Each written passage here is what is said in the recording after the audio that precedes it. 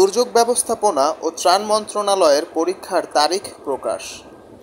দুর্যোগ ব্যবস্থাপনা ও ত্রাণ মন্ত্রণালয়ের ১৩ থেকে ২০তম গ্রেডের ৩টি পদের লিখিত পরীক্ষার তারিখ প্রকাশ করা হয়েছে। প্রতিষ্ঠানটির এক বিজ্ঞপ্তিতে এ তথ্য জানানো হয়েছে। বিজ্ঞপ্তিতে বলা হয়েছে, ৬০ মুদ্রাক্ষরিক কাম কম্পিউটার অপারেটর ও অফিস সহায়ক পদের লিখিত পরীক্ষা ৩১ মে অনুষ্ঠিত হবে। ওই দিন সকাল ১০টা থেকে বেলা 11:30 পর্যন্ত পরীক্ষা নেওয়া হবে।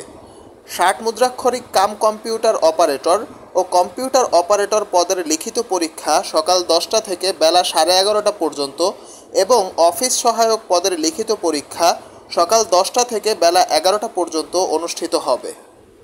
প্রার্থীরা ইউজার আইডি ও পাসওয়ার্ড ব্যবহার করে লিখিত পরীক্ষার প্রবেশপত্র সংগ্রহ করতে পারবেন।